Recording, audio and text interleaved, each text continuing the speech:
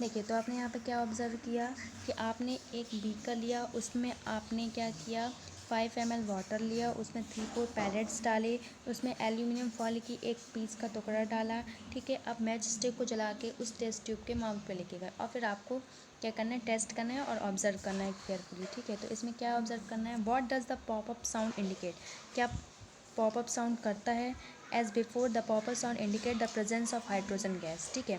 जब popup sound कर रहा है तो क्या हाइड्रोजन गैस की प्रेजेंस है वहाँ पर। Metal react with sodium hydroxide to produce hydrogen gas, तो इसमें ये मिला कि जब मेटल रिएक्ट करते हैं सोडियम हाइड्रोक्साइड, ठीक है, हाइड्रोक्साइड, तो क्या प्रोड्यूस करते हैं, हाइड्रोजन गैस, ठीक है। Reaction of non metal with bases are complex, ठीक है। अब यहाँ देखते हैं डिस्प्लेसमेंट रिएक्शन। डिस्प्लेसमेंट रिएक्शन क्या होता है, जब एक मेटल की प्लेस दूसरी मेटल ले ले तो वो क्या कहलाता है, डिस्प्लेसमेंट रिएक्शन, ठीक है। Recall the activity of the reaction between copper sulphate and iron that you perform in class 7। ये आपने कॉपर सल्फेट और आयरन का रिएक्शन एक्टिविटी कर चुकी है 7th क्लास में। Let us observe some more reaction of that kind, और इसी तरह के हम और रिएक्शन ऑब्जर्व करेंगे। तो देखिए इसमें करना क्या है, मैं आपको बता देती हूँ। Take a 500 ml beaker and label them ABCD and E। 500 ml beaker में हमें ABCD E ये लेबल नाम देने हैं, ठीक है। Take about 50 ml of water in each beaker. Every जो ईच बीकर है मतलब प्रत्येक बीकर में आपको 50 ml वाटर डालना है और उनको लेबल करना है ABCDE से। Dissolve in each beaker a teaspoonful of each substance as indicate in figure. आपको फिगर में इंडिकेट किए गए उस सब्सटेंस को टीस्पून से सभी बीकर में डालने हैं। देखो बीकर ए में क्या है, कॉपर सल्फेट है और जिंक ग्रेनेट है, ठीक है। बीकर बी में क्या दिया है, कॉपर सल्फेट और आयरन नेल दिया है। बीकर सी में जिंक सल्फेट और कॉपर टर्निंग्स दिया है। बीकर डी में क्या है, आयरन सल्फेट है और कॉपर टर्निंग्स है। बीकर ई में जिंक सल्फेट और आयरन नेल है। अब क्या होता है इसमें, keep the beaker undisturbed for some time. Beaker को क्या करना है, सम टाइम्स के लिए अनडिस्ट्रीब्यूट करना है।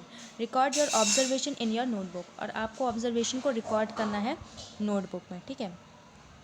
What change do you observe in the various beaker, आपने क्या क्या चेंजेस देखे जितने बीकर्स हैं।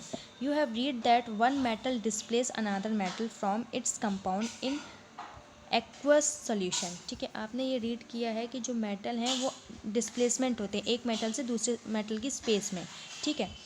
इन beaker A zinc replace copper, beaker A में क्या हो, जो जिंक है वो कॉपर में रिप्लेस हो गया तो कॉपर सल्फेट बन गया। That is why the blue colour of copper sulphate disappear, इसलिए ब्लू कलर जो था कॉपर सल्फेट का वो गायब हो गया है।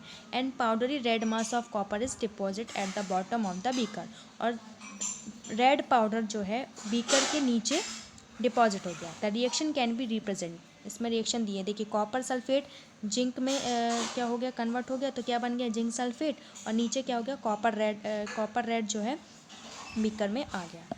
You can write down the reaction taking place in beaker B. अब आप बी का रिएक्शन देखते हैं इन सिमिलर मैनर, बी का रिएक्शन भी ऐसे ही रहेगा, ठीक है। देखिए अभी इस बॉक्स में क्या है, I have understood the reaction taking place in beaker A and B but I am still confuse why there is no change in beaker C D and E. इसमें लिखा हुआ है कि मैं समझ गई कि रिएक्शन ए और बी में हुआ है वो क्यों हुआ है, बट वो ये कन्फ्यूज़ है कि सी डी ई में कोई चेंजेस क्यों नहीं आए। तो देखिए there could have been displacement of zinc by copper in beaker C, ठीक है, and by iron in beaker E. Similarly iron could be displace by copper in beaker. देखिए यहाँ पर लिखा है कि जो आयरन है वो डिस्प्लेस हो सकता है कॉपर में, बीकर बी में। Since we do not see any change in beaker C we can infer that copper is not able to replace zinc form zinc sulphate. जो कॉपर है वो एबल नहीं है कि वो क्या करे, जिंक सल्फेट में चेंज हो जाए। But why, when zinc can replace copper in beaker A, zinc जो है वो कॉपर में रिप्लेस हो सकता है बीकर ए में। Why can not copper replace zinc in beaker, तो जो कॉपर है वो जिंक में क्यों नहीं हो सकता है।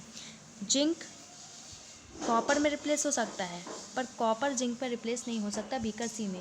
Remember that science is not arbitrary, it follow definite rules.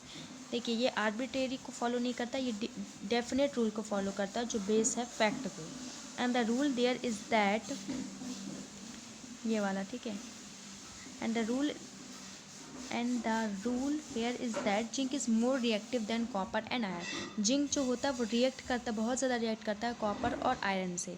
A more reactive metal can replace a less active. देखिए जो बहुत ज़्यादा रिएक्ट करते हैं मेटल, ठीक है, तो वो क्या करते हैं, लेस रिएक्टिव मेटल से क्या कर देते हैं, रिप्लेस हो जाते हैं। लेकिन less reactive metal more reactive metal से चेंज नहीं होते। Now can understand. अब आपको समझ में आ गया होगा कि why there are no displacement reaction in beaker D E also. Can you guess the sequence of metal from more reactive to less reactive among zinc, iron and copper. ठीक है, अब यहाँ पर दिया है use of metal and non metal. अब metal और non metal के यूज़ क्या हैं, देखिए, you should be able to guess why metal are use in making machinery, automobiles, airplane, train, satellite, industrial gadgets, cooking utensils, water boils etcetera. अब आपको समझ में आ गया होगा, आपने गैस कर लिया होगा कि मेटल्स की ये सब चीज़ें क्यों बनाई जाती हैं। ठीक है, you are also familiar with the use of non metals.